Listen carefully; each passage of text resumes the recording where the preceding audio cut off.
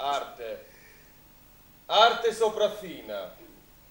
Poveri gonzi? Le credete, eh? A me non la farebbe. Donne? Alla larga tutte quante le sono. Non siete mai stato innamorato? Mai.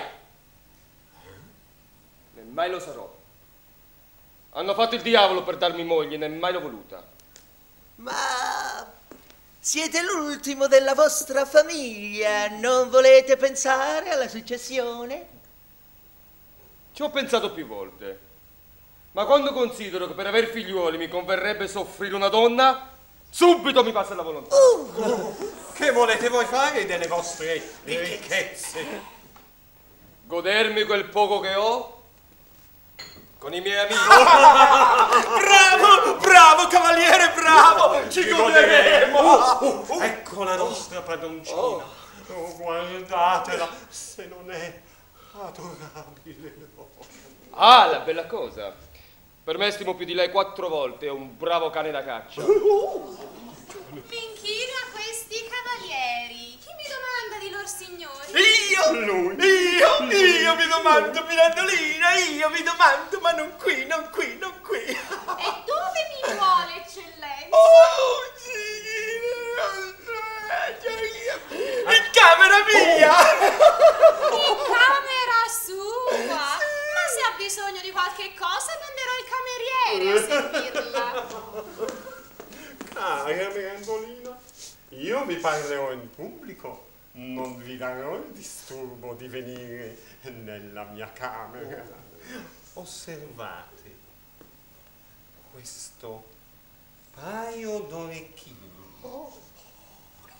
Vi piacciono? Belli! Sono diamanti, sapete? Oh, li conosco, me ne intendo anch'io di diamanti. E sono al vostro comando. Ma perché vuole ella donarmi quegli orecchini?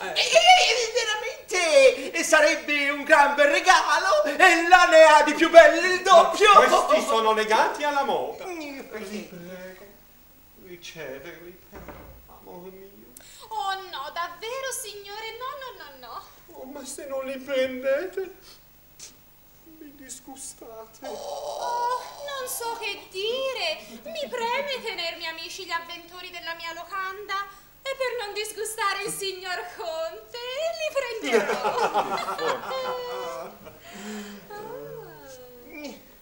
Veramente, signor Marchese, signor Conte, voglio dire, vi siete acquistato un gran merito. Regalare una donna in pubblico per vanità. Mirandolina, vi ho parlare a 4 occhi tra me e voi, son cavaliere. Che arsura, non gliene cascano.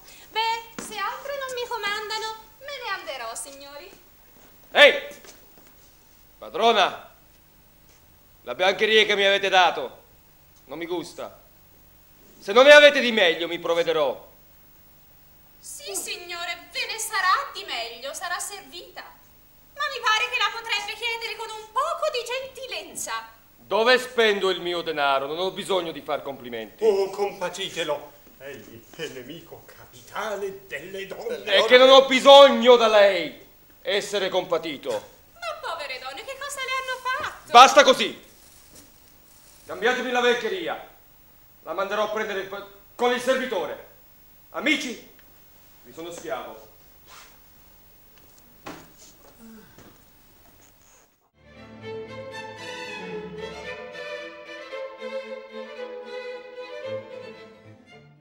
La Locandiera is Goldoni's a great work, and it was written in a year when this wonderful Italian playwright wrote 16 comedies, 16 works for the theatre.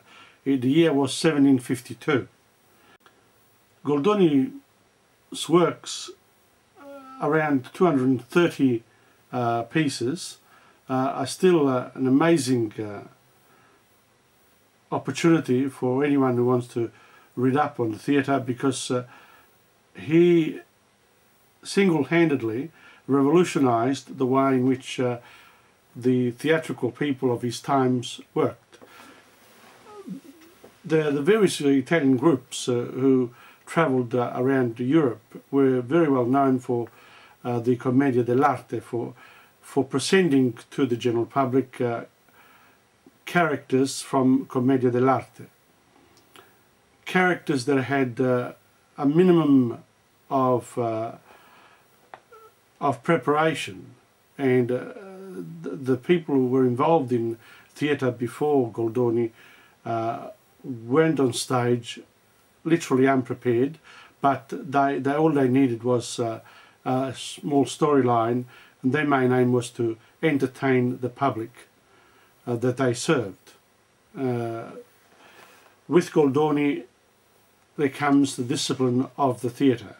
In other words, he wrote the play in full, and the actors had to learn their part and be ready to serve the storyline as it had been written by the author.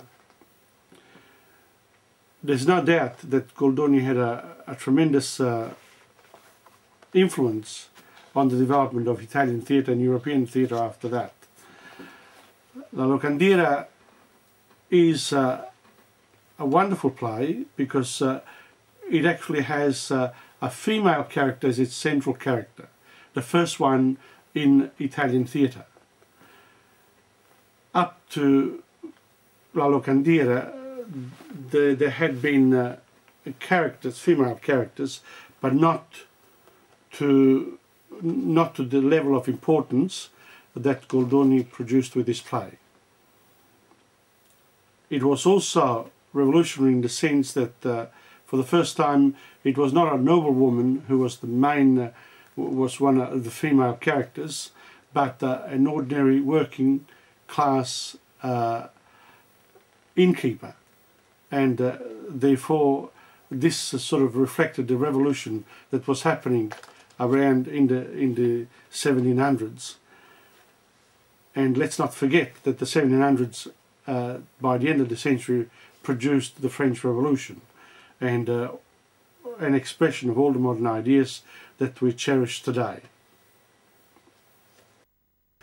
This program proudly sponsored by Insegna International Languages Bookshop.